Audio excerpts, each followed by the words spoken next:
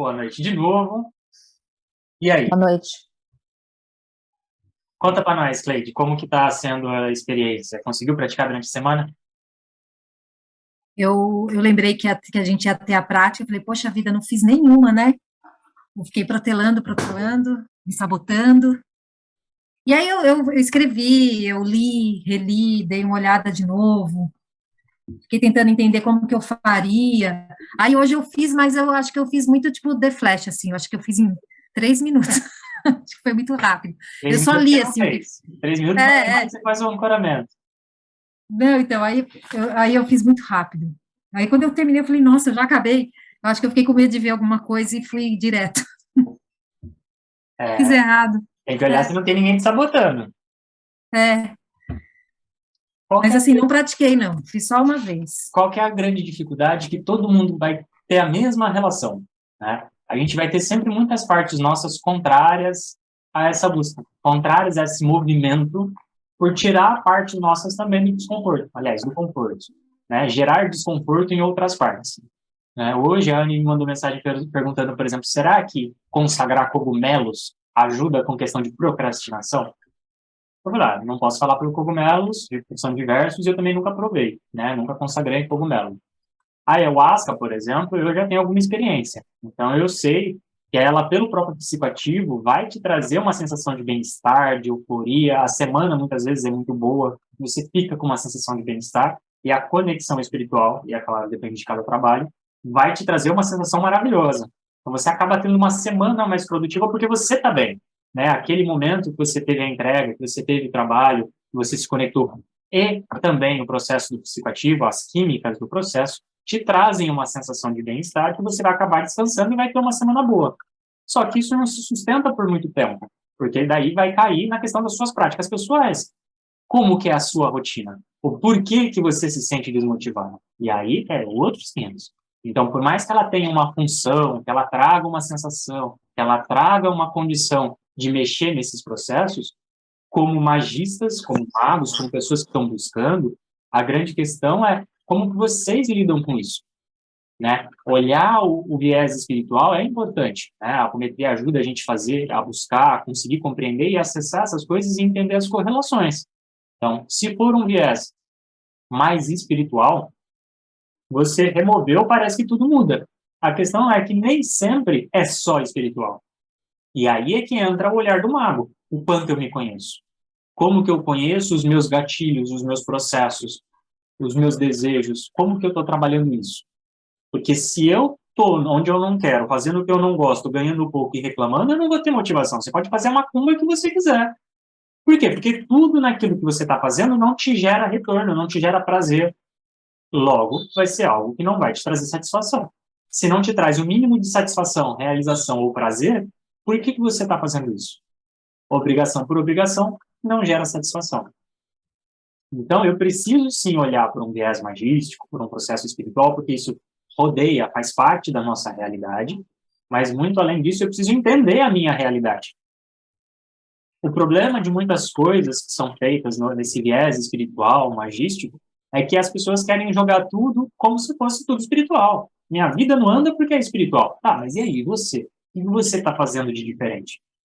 Né? Nos vários sentidos da vida. Não adianta eu reclamar da mesma coisa 3, 5, 10 anos e nunca fazer uma mudança significativa. Eu só vou ter uma mudança, com ou sem magia, a partir do momento que eu comece a dar condições para que essa mudança aconteça. Sem esses vieses, não existe alteração de realidade. A magia, a espiritualidade, ela auxilia, ela facilita, ela pode remover obstáculos ou colocar obstáculos. Mas a questão primária é o que eu estou fazendo para que isso possa acontecer. Se eu tentar fazer uma magia sem colocar ela dentro do tripé, sem ter suporte, eu estou perdendo meu tempo. Se essa condição, esse intento, o que eu estou buscando fazer como magia, como tratamento, como busca, estiver muito fora da minha realidade, a chance que isso possa acontecer, ela é quase que nula. Por exemplo, vou fazer uma macumba de fim de ano para ganhar na Mega Sena da virada. Primeiro empecilho, eu não jogo. Não vou ganhar. Independente da macumba que eu fizesse. Eu não jogo, eu não vou ganhar. Depois, são tantas pessoas que devem ter tanta coisa energética, mental, espiritual em tantos níveis sem contar na possibilidade das falcatruas, que a chance disso acontecer é muito pequena. Talvez um prêmio menor, mas a mega da virada não colocaria a minha fé. Vamos mudar de percepção. Vamos pensar num quero um emprego melhor. O que eu estou fazendo para que isso possa mudar? Será que eu realmente preciso pegar o cargo do meu chefe? Tenho que fazer uma magia para o meu chefe perder o emprego? E nem você vê um monte de gente querendo falar, não, vou derrubar o plano de tal para eu ficar com o lugar dele. Gente, tudo que pode ser feito da forma negativa pode ser feito da forma positiva. Vou dar suporte para o meu chefe para ele ser promovido e aí ele me recomenda para ficar no lugar dele. Olha, vou fazer uma pós, vou fazer um mestrado, vou estudar, vou me capacitar para eu ser a melhor pessoa para assumir. E aí sim, eu tendo todo um contexto, a magia me auxilia. Vou fazer um trabalho espiritual para que ele lembre de mim, no sentido de, olha, destaca, me põe como uma possibilidade de uma boa condição, mas eu preciso dar condição. Eu não posso ser o pior funcionário e querer assumir o cargo da gerência. Então, eu preciso dar suporte físico, de ação, mental e condição, para que o processo espiritual possa acontecer. Sem isso, vocês podem fazer a magia que vocês quiserem. Se o problema estiver no mundo físico, na ação sua física, você não vai ter o resultado que você espera, porque vai ter algum nível de fantasia nesse sentido, ou de terceirização. Em termos de relato, eu já vi coisas da vida da pessoa mudar assim. 15 dias depois, mudou tudo. Quando o grande problema, ou o processo que travava, era espiritual. Se a pessoa está com tudo em dia, um bom trabalho, um bom currículo e tudo mais, e tudo está confluindo, aí sim você faz um trabalho de prosperidade e aparece a oportunidade, porque tudo que você já fez te dá condição para isso. Uma contrapartida, se você não tiver a condição para conseguir aquilo que você está buscando, mesmo que você consiga através de um ato magístico, seja qual for a forma, isso não vai se sustentar. Por exemplo, supondo que alguém muito bom de magia, de macumba, vá num terreiro, ou peça para alguém fazer, ou ele mesmo faça, e fala, eu quero ser promovido a gerente. Ele consegue. Só que ele não é qualificado, ele não tem tempo suficiente de experiência, e ele é uma péssima pessoa nas relações com as partes. Quanto tempo ele fica nesse cargo? Então, eu preciso pensar que a condição espiritual, a condição de trabalho magístico, ela é, sim, importante, ela faz diferença, mas eu não posso esquecer da minha realidade. Se eu não conseguir praticar e eu não conseguir fazer essa conexão dando suporte, isso não vai existir, não vai conseguir, não vai acontecer. Ou seja, não adianta eu fantasiar, eu preciso ter um planejamento, inclusive quando eu vou fazer magia. E a apometria não é diferente nesse sentido. Para eu querer alterações da minha realidade, ela pode me ajudar. Se for algo espiritual, se for algo que eu preciso entender, se é algo que eu preciso compreender, ela ajuda. Agora, se a própria parte que está buscando atendimento, ou vocês, como magistas, como apometras que estão fazendo, não tiverem uma alteração da realidade no plano físico, não acontece. Faz sentido para todo mundo? Total. Então, por exemplo, no caso que ela me perguntou, que eu falei, posso comentar na aula.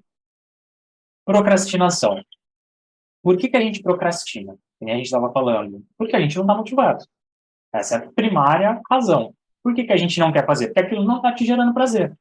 Porque aquilo não tem gatilhos ou razão ou um processo que te traga esse desejo. Tá. E pelo viés da apometria, como que a gente pode olhar isso? Alguém tem alguma sugestão? Que situações nossas do dia a dia poderiam fazer com que a gente gerasse ações de procrastinação? Eu acho que a gente procrastina quando não tem um objetivo, quando aquilo não faz sentido para sua vida, quando aquilo realmente não faz sentido. Aí você acaba procrastinando. Ou você duvida de que aquilo ali pode ser bom para você.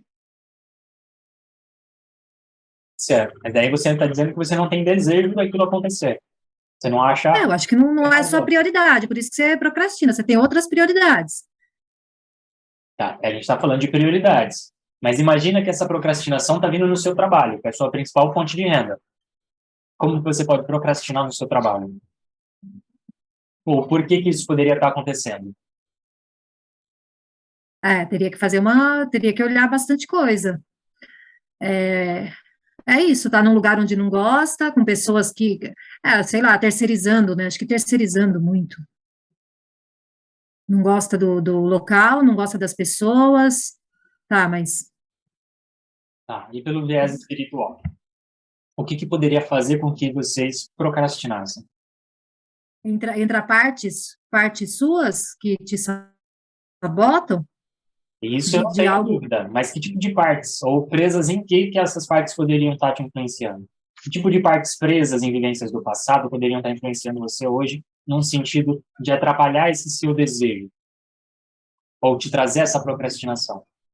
Parte do Algum exercício pacto da de magia, pobreza? parte do processo da apometria é racionalizar, gente. Vocês precisam criar Total. uma razão para entender como a coisa funciona.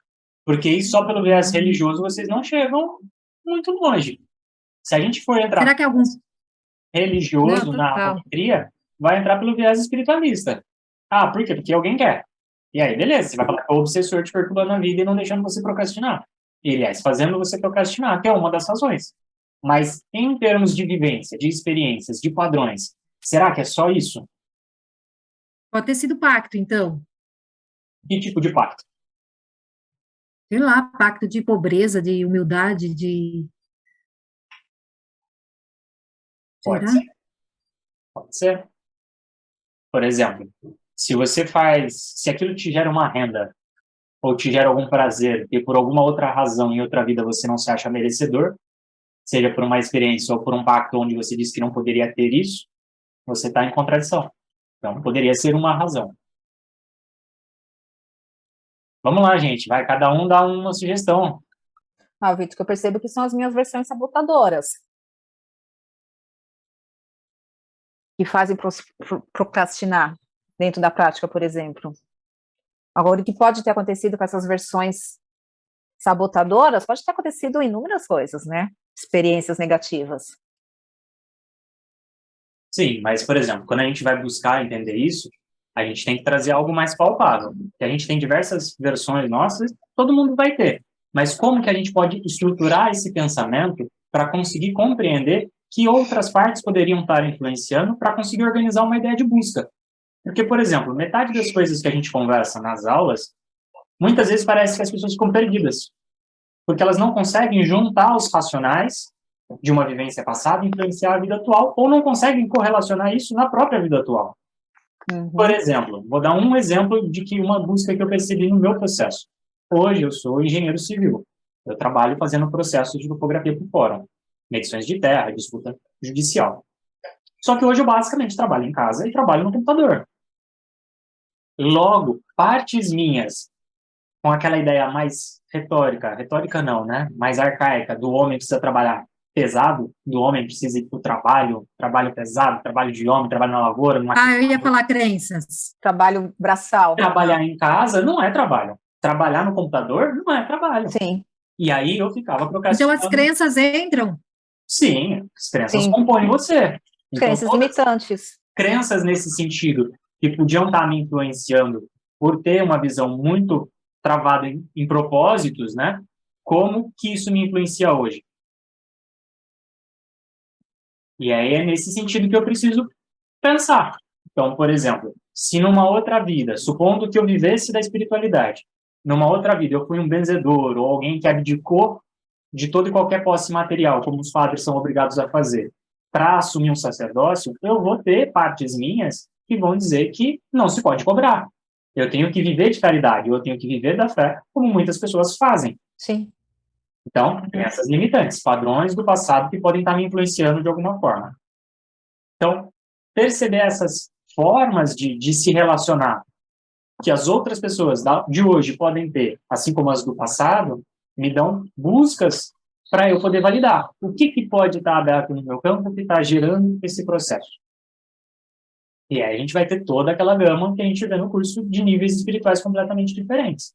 Pode ter uma versão sua ou um obsessor que vai tentar te prejudicar para que você perca o emprego por alguma razão.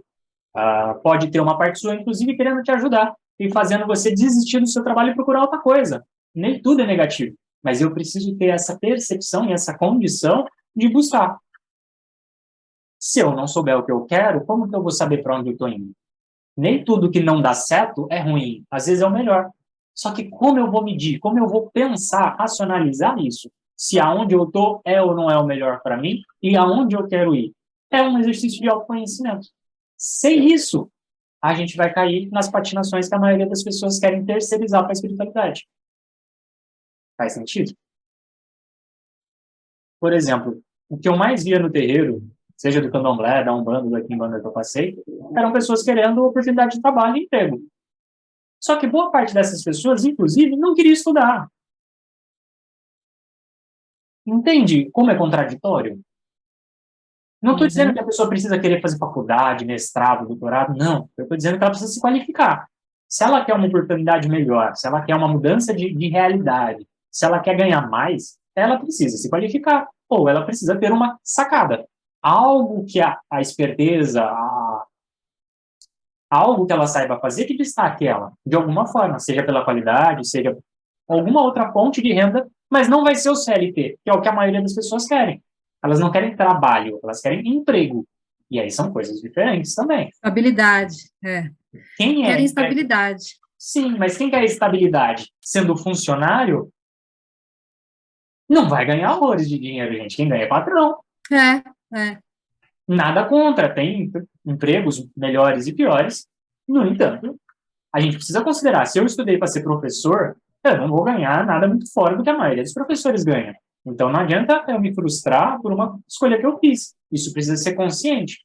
Como dentro da minha realidade, da minha escolha de profissão, do que eu quero fazer, eu posso gerar essa produtividade. E aí eu tenho que repensar a minha condição atual e o que eu quero fazer. Senão, a gente vai cair nessa procrastinação. Por quê? Porque não tem libido, não tem desejo, não tem prazer naquilo que você está fazendo. Seja isso trabalho, seja qualquer outra coisa.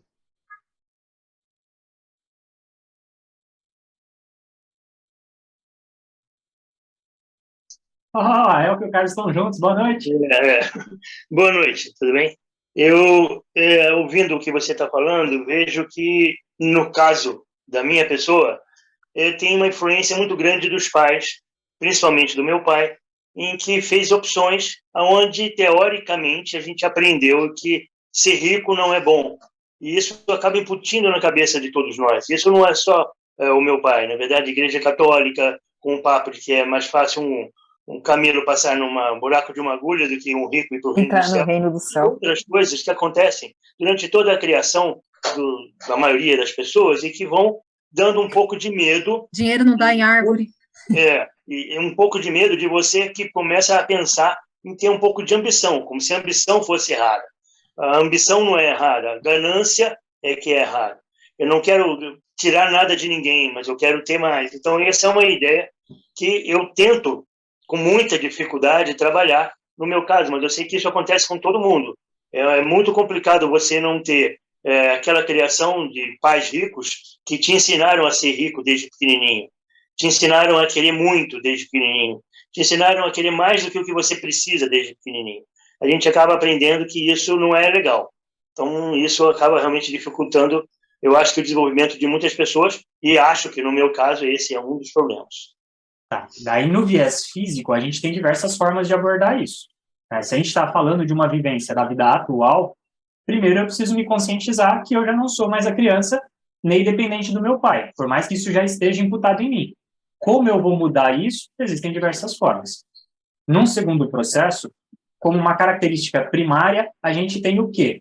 Uma ideia de uma construção de pensamento, né? Aquela ideia do cristalizei de que não posso isso, né? Um pensamento repetitivo. Então, vamos pensar assim, será que vem só desse processo do meu pai? Será que não tem partes do meu pai que continuam me influenciando quando a gente vai falar desse processo espiritual?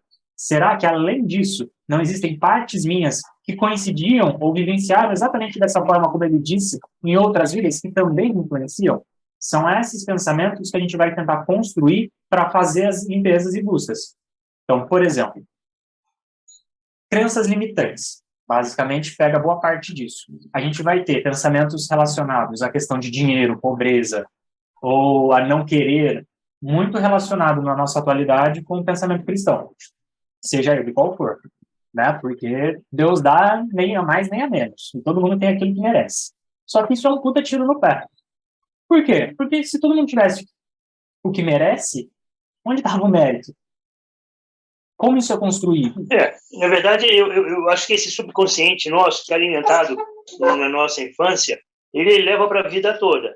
E essas filosofias, como a que você acabou de falar, de que cada um tem o que merece, é algo que eu acredito, e essa crença acaba você se julgando muito, então você acaba se julgando mais ainda. Eu acredito que a interferência de outras vidas existem, sei que elas estão presentes, mas acredito que é muito importante a gente ter uma principal atenção no que está acontecendo agora, e aí buscar talvez as influências externas que estão vindo nos incomodar também, como obsessões ou acessos de outras encarnações. Sim, é isso que a gente estava falando. Sem a percepção e a mudança na realidade física, não adianta você só buscar o espiritual, a não ser que o problema seja 100% do processo espiritual. A questão, então, aqui, para todo mundo, ou a grande maioria que já fez os cursos, e já sabe como trabalhar isso, é como eu altero ou como eu busco entender esses processos para fazer a alteração na minha vida. Por exemplo, quando a gente vai falar da apometria, muito além de conscientizar nossas partes, sejam elas dessa vida, das vidas passadas, dos nossos pais que podem estar nos influenciando, eu preciso me conscientizar e saber como eu vou mudar a minha realidade. Então, por exemplo, é comum a gente encontrar, em maior e menor grau, independente da idade, versões dos nossos pais, da vida atual e das vidas passadas, influenciando através dos seus desejos, ou de acordos do passado. Então, identificar isso faz parte da proposta que a gente traz no curso. Primeiro você se limpa, depois você limpa seus pais, seus filhos e parceiros. Círculo familiar primário. Por quê? Porque é onde você vai sofrer mais influência. Ah, mas eu já limpei tudo isso e minha vida continua. Tá, mas o que você está fazendo no âmbito físico? Como que eu posso mudar minhas crenças no âmbito físico? E aí você tem outras formas de trabalhar isso. A apometria, por si, ela vai trabalhar no aspecto da conscientização, no âmbito físico. Uma vez que eu entenda um padrão que possa estar me influenciando, eu tenho condição de perceber ele e começar a mudar a minha ação.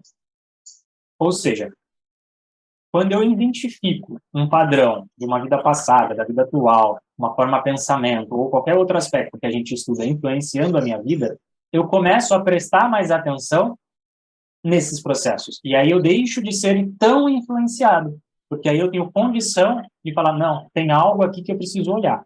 E é nisso que a gente gera as mudanças, no âmbito físico. Se existe um âmbito espiritual, é as tratativas da apometria. Mas quer um exemplo? Por exemplo, quem está com pêndulo próximo? Então vamos lá. A título de curiosidade, busca, eles são um casal daqui de Ubatuba, que não fizeram o curso ainda, mas façam a busca, vocês duas. Por exemplo, perguntam se existem partes do pai dele influenciando ainda hoje. Sim. Sim, existe. Então, cada um busca um padrão, seja da forma como acharem mais fácil de buscar, e entendam qual padrão essa versão do pai, que é mais de uma, está trazendo para a vida dele hoje. Eu sinto, por exemplo, de leitura de campo, bastante a questão de implantes. São a ideia de crenças, que não necessariamente são verdades, como se fosse como que eu posso te dizer? Quando a gente vai falar de uma crença limitante, é algo que você construiu na sua vida, seja ela passada pelo seu pai ou da sua vivência. Quando a gente vai falar de um implante, que é uma sensação que dá aqui atrás da cabeça, no pezinho aqui, na parte de baixo aqui, é a ideia primária de campos energéticos que te induzem, mas numa sensação de verdade em algo que não é. Por exemplo, como se fosse a ideia de uma memória falsa. Holografia. Falsa. Um implante de holograma. Holograma. Então, usando o que a gente traz como um dos processos, que é, por exemplo, a existência de vidas passadas que nos influenciam, seria a ideia de, por exemplo, uma vida passada que você não viveu está te influenciando, como se fosse uma mentira implantada na sua cabeça. São os hologramas. Fixos no subconsciente de uma causa externa que pode não ser real, né? Isso. Imagina, na questão física atual, a gente vai trabalhar ele da seguinte forma. Tirando o contexto espiritual, esse holograma que traz uma memória falsa seria similar à ideia de um trauma. Uma memória falsa de algo que aconteceu, só que você se recorda com ela distorcida. Ou seja, não aconteceu da forma como você se lembra, mas ela te influencia da forma como você registrou. Só que isso, no âmbito espiritual, acontece de inúmeras outras formas. Como, por exemplo, você se lembrar de algo que não aconteceu. Só que aquilo te marca, aquilo te influencia. Isso é um holograma. É um imprint que foi induzido, né? Isso. Ou por pessoas, ou por situações, ou até por algo que foi visto de algum lugar. Cria esse imprint na cabeça da gente e a gente acaba acreditando naquilo. Isso aí. Só que, teoricamente, não foi nem feito por você. Uhum. E te gera padrões negativos de diversas formas. Bom, a ideia é que as pessoas busquem essa racionalização para entender como essas influências acontecem. No seu caso, Eu entendo isso. Inclusive, o processo de neurolinguística, eu tentei trabalhar há algum tempo para poder usar essa repetição no sentido de tirar algumas influências que eu não acredito que sejam saudáveis para mim. Mas a neurolinguística é uma coisa que você tem que ter muita persistência e você tem que ter muita crença e fé. E eu acho que essa fé é que acaba faltando um pouco para os objetivos serem mais fáceis de serem atingidos por mim, eu imagino. seria similar à ideia da PNL. Mas a questão é você pensar assim, quando você vai falar dessa validação ou dessa constância, seja qual for a área, ela vai ser necessária. Né? Então, a gente tem espectros diferentes de medir. Então, por exemplo, eu estava falando para elas, se você tem algo que é plenamente espiritual, quando você faz uma limpeza maior desse campo, essa irradiação, esses processos se afastam. E se a grande maior parte realmente do processo é isso, tudo anda como se tudo mudasse. A questão é que, para a maioria das coisas, não está só no âmbito espiritual. E aí é a mesma coisa para a gente. Por exemplo, eu acredito nisso. Boa parte das pessoas acaba se afastando das práticas magísticas ou da apometria ou qualquer outra busca, justamente por não conseguir validar suas buscas. Não criar um ciclo de alimentação.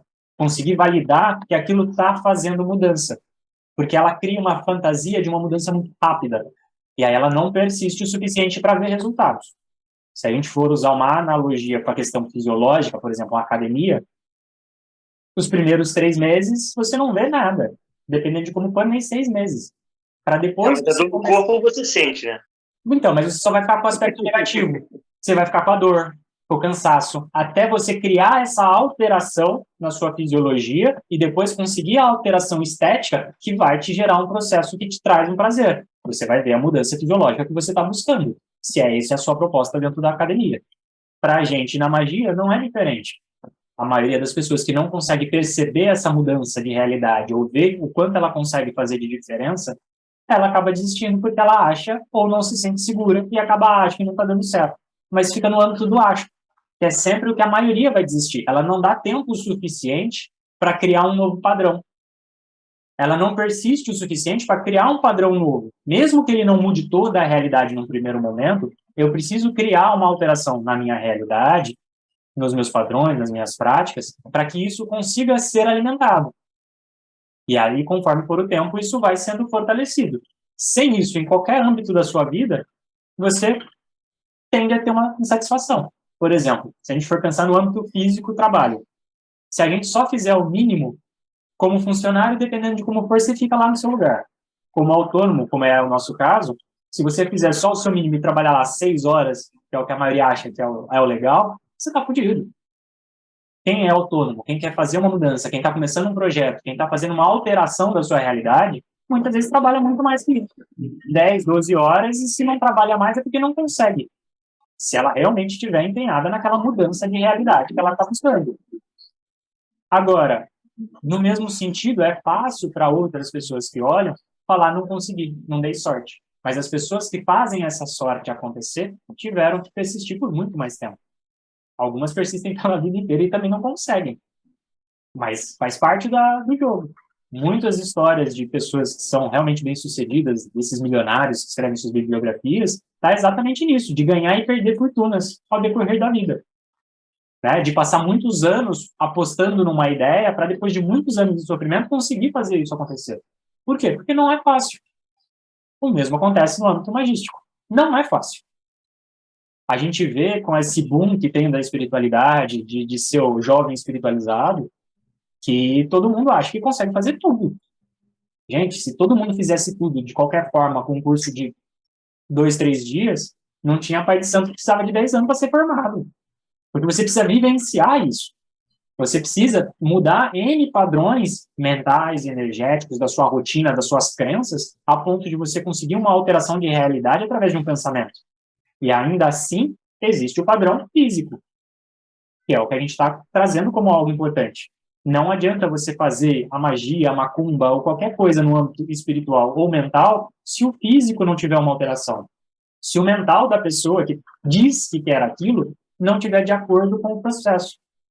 Quando a gente vai falar da ideia da verdadeira vontade, de um desejo sincero daquela mudança para que possa acontecer, cai nisso. Quantas vezes você vê pessoa falando, eu quero o cargo do meu chefe, por exemplo, mas você quer trabalhar o quanto o seu chefe trabalha?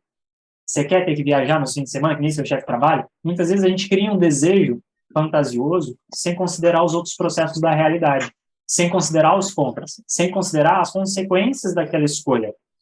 Quando a gente vai falar disso no âmbito magístico, é a mesma coisa. Principalmente quando a gente vai falar no aspecto da mediunidade, que é uma das pessoas que a maioria das pessoas que está buscando no começo diz que quer, mas ela não tem tempo suficiente para entender o peso que tem uma mudança dessa percepção. Qual o custo que isso vai ter, tanto na rotina dela para ela conseguir isso, quanto um rearranjar da sua realidade para conseguir conviver com alguns processos espirituais, que nem tudo é bonitinho. Por exemplo, boa parte das pessoas que têm clarividência e clareaudiência são perturbadas, se isso tiver em desequilíbrio. Ficar vendo morto por aí, gente que você não sabe se está viva ou se está morta, tomando susto na madrugada, ouvindo gente chamar seu nome ou pedindo por ajuda de madrugada, não é legal. Então, entender o custo disso, mesmo que seja um processo de adaptação, é perceber essa realidade. Por isso que é gradativo, por isso que demanda da persistência, inclusive. Imagina, se houvesse essa possibilidade, né, seja minha ou de alguém do âmbito espiritual, de pegar e falar, vou te dar clarividência, você quer? É sua. De um dia para o outro. Vocês acham que a gente não ficava louco? Quem já consagrou a ayahuasca, que tem uma percepção, um vislumbre, traz parte da memória, consegue perceber isso claramente. É algo completamente fora da nossa realidade, essa vivência em níveis diferentes. Não dá para conciliar de um dia para o outro. São anos praticando, são anos aprendendo a lidar, aprendendo a equilibrar, aprendendo a não ficar louco, a não surtar. Porque não vai ser só bonitinho. Muito menos se você tiver uma proposta real de mudança ou de um trabalho espiritual. Por quê? Porque todo mundo que você for tentar ajudar, quem estava fodendo aquela pessoa vai vir comprar a briga com você. Sem contar a própria pessoa que muitas vezes não compreende essas realidades. Querem um exemplo simples, físico disso? Pessoas que participam de um trabalho, seja com rapé, com ayahuasca, ou um processo que seja mais intenso fisiologicamente, e que ela não dê conta. Ou que ela faça um trabalho para mudar algum aspecto da vida dela, e do nada tudo começa a mudar. Por exemplo, perder emprego. Mas, gente, eu quero outro emprego. Mas para você conseguir outro emprego, você tem que sair do seu. Não, mas ela queria conseguir o outro e sair arrumadinho, tudo perfeito. Gente, isso não acontece sempre. Muitas vezes, ou principalmente, o viés da magia é o caminho mais curto. Por isso que eu preciso pensar como eu vou fazer isso para eu não ser pego de surpresas. Por exemplo, muitas vezes você vê as pessoas falando que quer uma mudança de vida, uma mudança de realidade, mudar tudo. Só que o mudar tudo para ela é no tempo dela, do jeito que ela fantasia. Só que se ela não estruturar essas mudanças pontuais dentro de um trabalho, dentro dessa busca de mudança de realidade, e ela vai e pede isso dentro de um trabalho espiritual, muitas vezes muda tudo de perna pro ar em 2, 3 dias. Só que aí é uma mudança tão grande que gera estresse. E aí a pessoa fica infeliz com algo que ela pediu. Perceber isso é entender parte desses processos de realidade. Como eu gero a mudança na minha realidade? Como eu estou buscando fazer essas adequações dentro do que eu entendo que é melhor?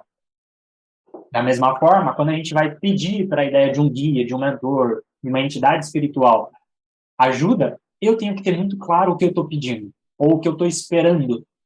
Porque o que é para mim não necessariamente é para o outro. Muito menos para uma outra consciência que talvez não tenha uma vivência humana, que é algo que a maioria das pessoas esquece. E aí a gente tem diversas histórias que a gente já falou. Mas uma delas, por exemplo, se você pede para um eixo trabalho, ele vai te dar um trabalho. Você não disse que é o quê, não disse quanto você quer ganhar, não disse se era um trabalho físico. A questão é, como alguém está buscando entender os pormenores, atuar em diversos níveis, seja no nível astral, no nível mental, no nível físico, eu preciso ter claro o que eu estou querendo, o que eu estou buscando, para eu não reclamar de algo que eu pedi. Ou eu não esperar algo que eu não pedi, que é outra coisa que é importante. Né? A gente já viu guias, entidades, no aspecto de trabalho, né? Nessa ideia de entidades guias, de luz, eles só vão atuar e interferir à medida que você pede, à medida que você tem condição de direcionar isso. Por quê? Porque, do contrário, não tem por que eles interferirem. Senão você não aprende. Só interfere na nossa vida de forma direta aspectos negativos. Por quê? Porque você também tem que aprender. Porque você permite. Seja por ignorância ou por passividade. Quando você vai pensar na ideia de um guia, se você não tiver isso em comunhão, como um desejo de mudança, pedindo auxílio, mas fazendo a sua contraparte física, não tem. Um dos piores exemplos que a gente vai ter de manifestação religiosa é isso. Seja o que Deus quiser. Que seja o que o guia quiser. Que seja quem qualquer outro. E cadê o seu desejo? Cadê a sua vontade, a sua realização? Concordo, sim, de você pedir como uma mentoria, como um aconselhamento. Me abre os caminhos, me mostra, me ajuda a perceber. Mas não é ele que tem que querer, é você. Porque se a gente for tirar o nosso poder, o nosso desejo, a nossa condição de escolha e dar para o plano espiritual, desculpa, vocês estão fodidos. Porque vocês vão entrar no viés religioso. E entrando no viés religioso, vocês não têm direito ou vontade a nada. Por quê? Porque são eles que mandam. Não é isso que a maioria das religiões vai dizer? Na Quimbanda é o Exu que manda. O Exu que é mentor seu é o seu mestre e senhor. Na Umbanda, em diversos sentidos, você vai ter o seu orixá e os seus guias. Para muitos umbandistas, o orixá manda na terra e no céu. A mesma coisa aos guias. E eu não estou dizendo que eles possam estar errados. Eu estou dizendo que você precisa entender aonde você quer estar. Você quer ter uma relação de parceria, de busca, de crescimento ou de superveniência, como é a ideia cristã, onde Deus é o Todo-Poderoso e você não tem direito a nada. Só que se a gente for adotar essa ideia cristã dentro de outras práticas espirituais, não vai ser na magia que vocês vão conseguir realizar isso. Por quê? Porque aqui vocês precisam ser parte ativa do processo. Preciso gerar a mudança de realidade que eu quero. A grande questão é, primeiro eu preciso entender o que eu quero mudar na minha vida. Se eu não conseguir perceber o que me deixa feliz, o que não me deixa feliz, se eu estou onde eu quero, se eu quero alguma mudança, não vai ser o plano espiritual que tem que ter esse desejo por mim. Do contrário, não existiria processo evolutivo, como tantos dizem. Se uma entidade, se um guia pudesse mudar a nossa realidade da forma como tantas religiões dizem, não que eles não influenciam, mas como eles dizem, que são eles dominando tudo, eu não tinha razão de estar aqui como um processo evolutivo, inclusive. Ou seja, processo encarnatório como aprimoração, para mim, não faz o menor sentido. Como experimentação, depende. Agora, se todo esse poder fosse pleno e exclusivo do plano espiritual, qual a razão de estar encarnado? Se é que existe uma razão. Num contrapartida negativa, a gente vai pensar assim, se tudo pudesse ser resolvido pelo plano espiritual, por que já não está resolvido? Então, existe alguma outra coisa que não está sendo vista. Na minha concepção, essa contrapartida é a sua consciência, a sua escolha, a sua ação. Essa sua responsabilidade, né? Eu acredito muito na minha responsabilidade sobre a minha vida. Esse papo de culpar alguém ou outro, seja quem for pelo que eu faço que não me agrada, eu acho que é uma fuga. A gente, claro, tem influências, mas a decisão final eu acredito que é sempre nossa, por fraqueza, por ignorância, ou por não saber realmente a melhor opção, mas a responsabilidade, eu acredito que de todos os meus atos certos e errados sou eu. Se eu permito que alguém me influencie mal, eu sou responsável por permitir. Claro que dentro de um limite, existem condições que extrapolam a nossa vontade, mas eu acho que esse é o volume, é o caminho principal. Mas como você mensura o que está dentro da sua vontade quando não está dentro do seu consciente?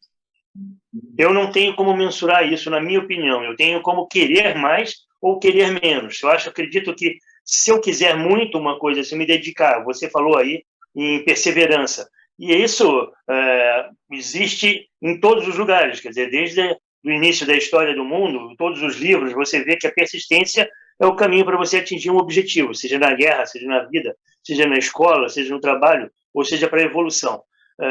Tem um livro, Método Silva, de psicologia, que trabalha com neurolinguística, fala exatamente isso, que a gente tem que ter a persistência para poder atingir. Não é o que você disse, confirmando o que você disse. Não adianta você acreditar um pouco, você tem que acreditar muito. E eu acho que isso é uma das grandes diferenças. Então, o quanto você se dedica para atender um objetivo. mas essa persistência que você está dizendo, ela está relacionada com a experiência. Você persiste, você se adequa, você aprende, você se reinventa, você continua adquirindo condição à medida que você percebe. Só que quando você vai pensar nisso de outra forma, você vai ver o quê? Que a gente só tem condição de interagir na nossa realidade à medida que a gente tem consciência. E aí a gente volta no processo anterior, que é o quê? A gente só tem uma condição de livre-arbítrio, de condição de consciência, de mudança, de percepção ou de escolha à medida que a gente é consciente desses pormenores. Por exemplo, eu só vou saber que o espírito me influencia se eu conseguir perceber essa influência de alguma forma. Do contrário, isso nunca existiu e foi sempre uma condição externa ou interna, porque eu não consigo dizer que foi um espírito. Só que isso permeia todo mundo, em todos os níveis e em todas as realidades. A grande questão, então, não é exatamente o que eu estou buscando, mas sim a condição que eu tenho de perceber a minha realidade ou as realidades que me influenciam e como eu interajo com isso. Porque a maioria das pessoas também só busca essa percepção em alguns níveis e não interagem. Não adianta eu saber qual é o problema se eu continuar fazendo a mesma coisa. Não adianta eu conseguir, por exemplo, enxergar, perceber um espírito, saber que é uma influência externa se eu não tiver condição de resolver. Ou seja, se eu percebo e ainda assim não tenho condição de atuar nisso, não muda nada. Eu só crio mais frustração. Perceber isso para a gente no âmbito magístico significa o quê? Que esse ganho consciencial ele é gradativo, da mesma forma como as percepções. À medida que a gente vai compreendendo como os processos acontecem em diversos níveis, no nosso caso, a maior parte dos estudos é desse âmbito espiritual, mas eu sempre tento trazer com o viés mental de como você interage com as coisas no âmbito físico, para você conseguir construir essa mudança de realidade. Porque é extremamente difícil você dizer para alguém que não percebe o que a gente estuda e pratica há muitos anos para conseguir perceber que aquilo está influenciando ela. Por quê? Porque para ela aquilo não existe. Enquanto ela não tiver condição, uma vivência real de experienciar algo que seja quase que inexplicável, para ela aquilo não existe. É quase como a gente considerar, dentro do campo da psicologia, de uma crença. Ela pode ter essa crença tão embutida e sem ter percepção que isso norteou toda a vida dela. Só que para ela aquilo é tão natural, é tão comum, que ela não se dá conta que aquele padrão que ela aprendeu quando era criança, com o pai, por exemplo, continua guiando a vida dela, porque ela não entrou em relação de entender quando que aquilo foi imputado e como aquilo influencia ela. Quando a gente vai falar das análises, busca da terapia, está nisso. Em entender os padrões, como isso gerou um gatilho, como isso me influencia e como eu comecei a atuar depois disso. Só que isso vai existir em pelo menos 3 esferas: vivência e realidade física, vivência e realidade mental e energético-espiritual. Apesar da gente não poder ter um controle direto do âmbito físico, cada um de vocês, como estudante, à medida que percebe e entende, consegue perceber e fazer alguma alteração. Da mesma forma, a questão dos padrões mentais e o foco principal nosso, que é o âmbito espiritual. Quando eu entendo, por exemplo, uma relação que, para mim, em algum momento vai fazer aquele sentido, ou eu vejo dentro de um trabalho de apometria, ou eu sonho, ou eu crio essa relação, eu vou fazer exatamente o que o Jung vai trazer como despertar, no sentido de abrir o gatilho, de trazer para uma vivência aquele gatilho que me gerou um padrão. Quando a gente vai falar disso no âmbito magístico, dentro de uma ritualística espiritual ou magística, é a mesma coisa. Quando a gente vai falar de um cenário, que é essa memória com energia que a gente acessa, eu estou falando de uma vivência, de uma memória, seja dessa vida ou da vida passada. Quando eu acesso ela, eu revivencio sensação, emoção, e todo aquele processo me traz alguma condição de conexão, seja ela pela angústia, pela dor, eu me linkei àquela memória, àquele trauma. Então, eu estou revivenciando ele em algum nível.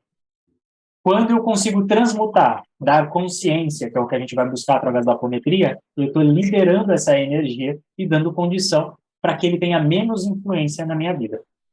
Quando a gente fala disso dentro de um viés de religioso ou pela ayahuasca, aquele insight que você tem e fala, nossa, era isso. É exatamente a mesma coisa feita de forma diferente. Você vê, você se conecta, você sonha, revivencia parte do processo, alimenta energeticamente e drena aquele processo de alguma forma. E aí você consegue ressignificar parte daquele padrão, parte daquela memória com sentimento, daquele cenário. Faz sentido para todo mundo? Onde que a gente vê a maior parte das mudanças? Quando existe essa relação direta da vivência. Por quê? Porque precisa fazer sentido para quem está vivenciando para gerar uma alteração maior. Então, quando a gente vê uma mudança, por exemplo, de realidade no plano espiritual, em diversos sentidos, muito grande de algumas pessoas, está em alguma vivência muito marcante. Algo de quase morte, algo de um milagre, que para ela é um milagre muito fora do comum, que marca ela a ponto de ela fazer um cisalhamento e mudar as escolhas dela.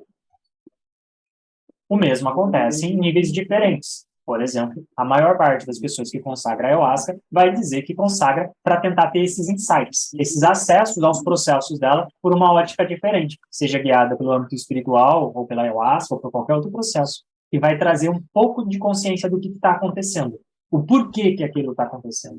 E quando ela consegue olhar por uma outra ótica, ela consegue ver o que ela não percebia. Então, ela viu, ela se conectou, e aí ela vai processar isso, elaborar isso. E aí ela consegue uma mudança de realidade, se ela mudar a realidade. Se não, ela só teve um vislumbre, que pode ter sido legal ou pode ter sido horrível, e a vida continua do jeito que era, que é o que a maioria das pessoas acaba fazendo. Não adianta, por exemplo, né, que nem a Tina fala, trabalha muito mais com isso, regressão. Eu fazer uma regressão se eu não ressignificar. Não adianta eu acessar um cenário da apometria se eu não ressignificar. Não adianta eu ter um sonho maravilhoso, espiritual, ou uma vivência, seja ela em qual for, religião ou em processos, se eu não tiver condição de ressignificar. Parte desses processos são feitos inconscientemente, ou pelo plano espiritual. No entanto, a nossa busca primária não é depender deles, mas fazer parte e ser ativos. Buscar essa condição de conscientemente ressignificar processos que a gente entenda que precisam ser trabalhados. E é nisso que a gente tenta focar.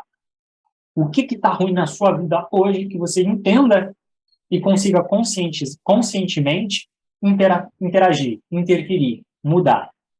Sem essa disposição de uma mudança direta, os resultados são completamente diferentes. Essa mudança, ela requer muita, eu acho que, abnegação e coragem. Não é uma coisa simples para algumas pessoas ou para a maioria. Ela é uma necessidade extrema, como você falou, no caso de uma quase morte, no caso de um acidente ou de um incidente que influencia muito, vai facilitar esse start. Mas, realmente, todos nós, eu acredito que estamos aqui agora pensando em aprender alguma coisa e mudar alguma coisa. Mas, a partir disso, a perseverança em conseguir efetivamente fazer é que é um trabalho árduo e que exige muita dedicação, eu tenho certeza disso. Você não é capaz? Este é o meu medo. Eu já conversei com você sobre isso há um tempo e eu sei que todos nós somos, todo ser humano é. Uns de uma maneira mais fácil, outros de umas maneiras um pouco mais complexas, mas todos são. Eu ainda não tenho como responder isso rapidamente, facilmente e conscientemente para você. Tem sim. Você já olhou. Você pensa. Você sabe o que você quer, mas você tem medo da busca. A questão é diferente. A questão não é o que a gente é capaz ou não é capaz de fazer. A questão é do quanto eu quero realmente fazer isso. Exatamente, foi o que eu falei há pouco, exatamente. Quando você entende e coloca esse processo como um primário de decisão, escolha, ou como ele fala, o intento, a verdadeira vontade, essa mudança acontece, porque você escolheu e está consciente de todos os prós e contras dessa busca. A questão, dentro, inclusive, de um processo religioso, que é que todo mundo está imerso, que é o cristão, vocês vão ter muito essa questão da impotência, porque vocês gostam desse lugar. A questão de pensar nessa impotência como algo de não sei se eu quero, não sei se eu devo, não sei se eu vou. É zona de conforto, né? É o desconforto confortável. É a merda que ainda não está pela boca. Percebe isso. A maioria das relações de vocês, como todos, em todos os campos, tem sempre algum nível de insatisfação. Mas para a grande maioria das pessoas, vocês vão pensar e perguntar, mas por que ela não muda? Porque ainda não dói o suficiente para ela achar que vale a pena o esforço da mudança. A questão é, se vocês forem sempre levados pela dor, vocês sofrem porque vocês gostam. Porque vocês querem deixar o ponto de se chegar ao insuportável para ser uma razão de mudança. A questão é, por que vocês não fazem essa merda de livre e espontânea vontade sem ter que ter o peso de um monte de gente nas costas? Porque não criar uma rotina, um padrão e ir aos poucos. A maioria de vocês não cria a mudança que quer a longo prazo. Quer de um dia para o outro como se fosse milagre. Seja no âmbito físico, no âmbito mental ou no espiritual. Entender que essas mudanças em todos os níveis deseja e precisa de tempo é o que traz a diferença.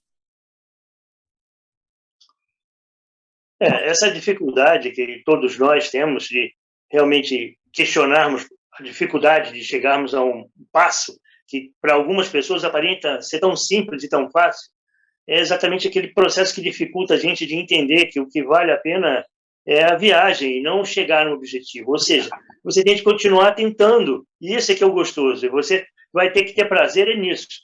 Ter prazer em continuar buscando, dando os seus passos. Só que saber é uma coisa, fazer é outra. Então, tirar da teoria e pôr na prática o que todos nós estamos aqui, eu acho que buscando essa dificuldade que estamos aqui criando força para que esse primeiro passo, ou o segundo, ou o terceiro, sejam dados. Né? Bom, a priori, eu não sei quem é, mas é alguém que te acompanha. Não é do povo que me acompanha, não. Depois, esse primeiro passo, esse passo continuado é sempre o mesmo. E sempre vai ser um passo diferente. É a luta do primeiro passo para sair da cama. Em todos os níveis. A inércia é a maior força, concordo. Mas seja para quem está começando ou seja para quem está há muito tempo. Porque não faz diferença na realidade. Faz diferença o quanto você deseja isso. E aí o que muda? É que a maioria das pessoas, quando atingem algum nível ou algum patamar, elas vão se dar por satisfeitas em algum nível. E aí elas deixam de buscar a partir de um outro nível de conforto. A questão primária, da forma como eu enxergo a busca, o processo espiritual, é o quanto você quer isso. E aí é um dia após o outro. Independente de se a gente vai chegar ou não no que a gente busca como ideal. A questão é, se dentro desse caminho eu consigo criar uma condição melhor, seja da minha realidade ou de todas as minhas realidades, o que me impede dessa busca? Se eu tiver medo, que é um dos casos primários, se eu for extrapolar esse medo para todo o resto da minha vida, você não sai de casa. Ou você nem vai tomar banho, porque o que tem de gente que morre no chuveiro, escorrega e bate a cabeça. Então, medo é uma prisão individual que cada um escolhe ter, que pode ser reforçada pelas experiências e vivências dos próximos. Mas é uma prisão individual. Porque se eu for ter medo pelo acaso ou pela interferência alheia, seja no nível físico ou no nível espiritual, eu não vivo. Eu tenho que sim ter minhas precauções, meus cuidados, não me pôr em risco, mas se eu deixar que o medo me impeça, a maioria nem começa. E a questão não é uma questão de idade, não é uma questão nem da realidade da vida atual. É uma questão que permeia todo mundo. Em todos os níveis da satisfação financeira, espiritual, magística, sentimental. Se eu for pensar que o medo é o que impede a maioria das pessoas de qualquer realização, ele é o que permeia todo mundo em algum nível e de alguma forma. A questão, então, é do que eu tenho medo? E por que eu tenho medo? Se eu entender que todo ou a grande maioria dos medos está relacionado com o desconhecido, ou com um desprazer, que eu coloco como uma possibilidade, como eu posso lidar com isso para que eu não seja refém dessa casualidade? Dentro de um nível aceitável, a gente vai ter que trabalhar isso. Se a gente for pensar no nível espiritual, que é a proposta nossa, vocês vão ver que existem esse medo em todo mundo. Eu também tenho medos. Não pensem que esse negócio de chegar aqui, encostar e vir é porque eu não tenho medo. Não, eu também tenho. Mas existe um trabalho de aprender a afinizar e perceber os intentos, as intenções de cada consciência. E aí sim você permitir que ela se aproxime ou não. Da mesma forma, quando a gente vai pensar, quando eu começo um trabalho, eu estou ancorado, independente da gente não ter feito isso em coletivo, eu sei que não vai passar ninguém que não tenha sido previamente permitido por alguma razão. Então, ter esse nível de busca, de consciência, maturidade no âmbito espiritual, exige prática. Só que a prática, ela vai ter que acontecer com medo ou sem medo, de acordo com a possibilidade do desejo. O problema é que a maioria das pessoas sequer se permite vivenciar por conta do medo. A maior parte dos nossos bloqueios em todos os níveis também está nisso. Seja num viés positivo ou negativo. Quer um exemplo?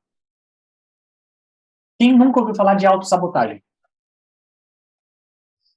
A questão é, a autossabotagem é um medo, consciente ou inconsciente por alguma razão, seja da vida atual ou de um outro processo.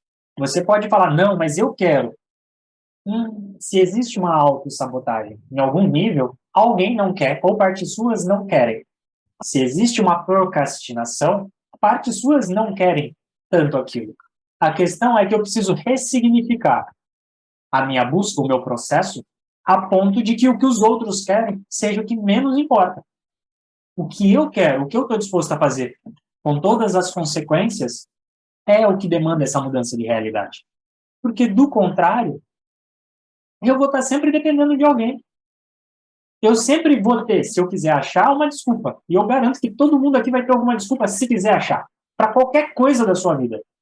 Quem dirá para o plano espiritual, que é um aspecto que, para muitos, tem muito misticismo, muita fantasia, muita crença em diversos níveis, que impede a gente, principalmente das vidas passadas.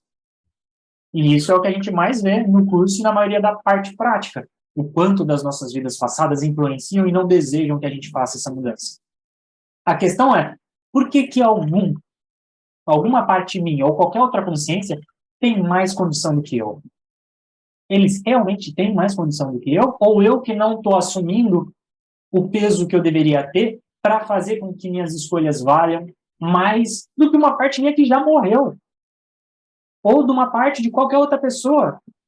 Meu pai, meu filho, minha esposa, meu marido. Se eu não tiver condição real de compreensão da minha realidade, de escolha, de percepção e de ação, eu sou refém no plano físico. Não precisa nem do plano espiritual para te foder a vida. Se você não consegue criar uma autonomia, uma condição, uma escolha, e por isso, na sua realidade, em ação, não vou porque minha mulher não gosta, não vou porque meu marido não deixa, não vou porque meu filho, não vou. Isso vai pesar para todo mundo. Se isso pesa no plano físico, e já é difícil, mesmo a gente sendo adulto, porque a gente tem um monte de outros processos que a gente precisa trabalhar, imagina isso no plano espiritual, que a gente acessa tantos outros campos, que muitas vezes a gente não consegue perceber. Então, o nosso trabalho não é querer mudar o mundo, é começar a gerar mudança em nós. Se eu consigo criar uma mudança, um gatilho, um entendimento que valide uma ação positiva, já é bom o suficiente. Esse validar de cada escolha, de cada passo, de cada degrau, é o que vai te sustentar dentro de uma caminhada. Não esperem efeitos fantásticos. Eles podem acontecer? Podem. Você pode ter aquele sonho, aquela visão, aquele processo? Pode. Mas não vivam como se esse fosse o objetivo, porque eles serão esporádicos. Entender isso é sair de 90% da fantasia espiritual. A maioria de vocês não vai ver um espírito materializado, vindo falar com você como se fosse alguém encarnado. É algo muito mais mental, na grande maioria das vezes. Então, entender isso está em mudar o que a gente espera desse plano espiritual, dessa busca. Mas ainda assim trazer mais responsabilidade para a gente, e não impotência. Entender como a merda espiritual, a merda inconsciente atua, não significa falar, isso não vai ter fim. Não, é um trabalho gigantesco que eu não fiz nas outras vidas, ou que eu não fiz essa vida inteira, que eu vou precisar começar a fazer, se esse for o meu desejo. Se não, fica para uma próxima oportunidade. Uma coisa, eu acho que eu ainda posso dizer que eu tenho certeza, dentro dessas buscas todas, é que se você não fizer, a sujeira vai continuar aí para você limpar em outra ocasião, porque entidade nenhuma vai vir limpar para você. Desculpa, não tem razão externa que mude a sua realidade. Se isso mudasse, se isso acontecesse, ao nível de você não precisar fazer por conta própria, a gente não estaria mais aqui. E não estou dizendo que isso é um contexto evolutivo. Eu estou dizendo que isso é um contexto de autorresponsabilidade de ação. Entender o lixo espiritual, mental, de vivências que você gerou e que continua te influenciando. E aprender a equilibrar essa questão de percepção, de ação e de mudança. Aprendendo a se equilibrar com essas condições, você tem mais estabilidade para fazer a sua vida física atual hoje uma vida melhor. Aprendendo a trabalhar isso no nível mental e no nível espiritual, você dá suporte para que essas outras realidades também tenham essas mesmas alterações, tendo mais harmonia e gerando outros processos melhores. Não quer dizer que é fácil, nem que vai ter fim de um dia para o outro. Só tem fim, só existe essa ideia de milagre que todo mundo gosta do plano espiritual para quem não tem percepção e para quem não busca. Para quem não busca olhar. Quem está olhando cada vez mais fundo sempre vai achar alguma coisa. Então, só existe essa percepção do milagre, de algo que mudou tudo de um dia para o outro, quando você para de perceber.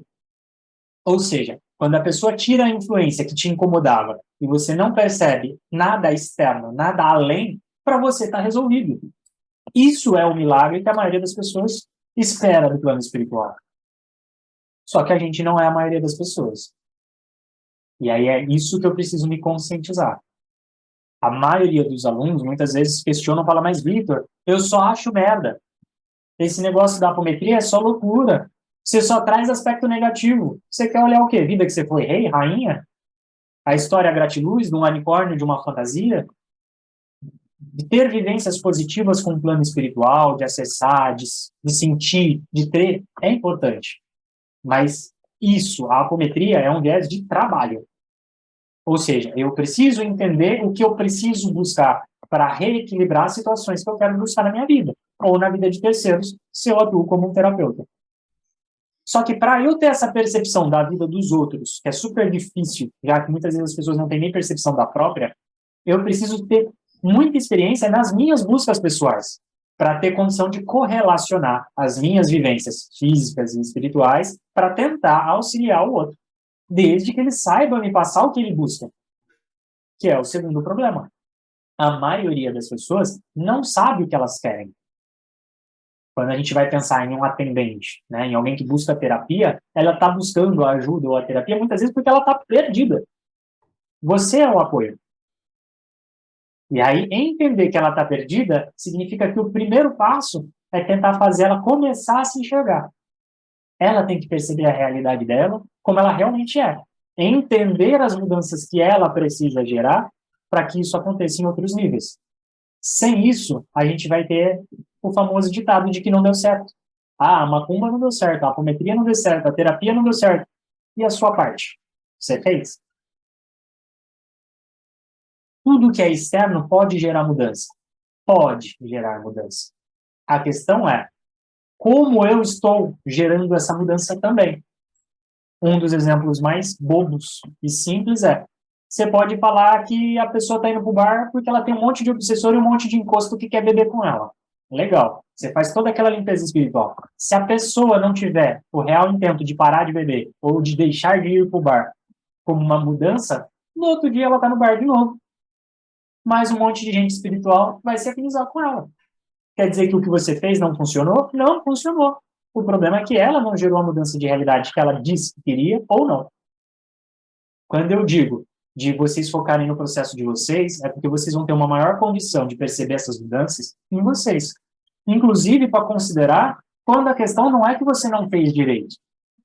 Será que a pessoa realmente fez as mudanças? Tem um monte de gente que busca terapia, que busca essa vivência espiritual, que diz que quer, que diz que quer, que diz que quer, mas não faz nada de mudança. Ou seja, ela não quer. Ela espera, ela quer terceirizar. Ela quer que você resolva a vida dela. A questão é, mesmo que você tire todos os processos por algum tempo, desses desequilíbrios emocionais, dos desequilíbrios espirituais, dessas interferências, ainda assim a pessoa tem que ter a perseverança de uma mudança de vida para que essa alteração se concretize. Tempo, persistência, busca. Por que o viés religioso muitas vezes gera isso? Porque a pessoa abandona ou troca práticas ou vícios em prol daquela escolha. Por isso que algumas religiões são muito boas em trazer essa mudança de vida. Por quê? Porque a pessoa vai ter que abdicar para ela estar lá. Então ela fez uma escolha, ela gerou mudança. Da mesma forma, acontece com o oposto.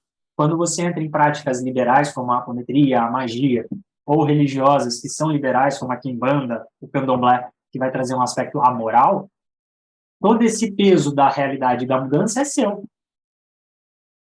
Por isso, muitas pessoas também não se adaptam. Porque se eu não tiver algo externo que me boicote, como as crenças, os dogmas, aquela visão religiosa, eu não vou ter força por mim, por conta própria, de fazer essa mudança na minha vida.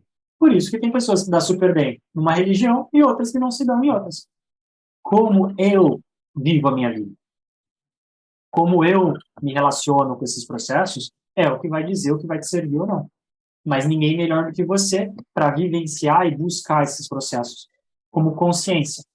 A questão é, quando gera muita mudança, ou vem por uma dor, ou tem que ser um desejo muito grande, que é o que a maioria das pessoas acaba não conseguindo fazer.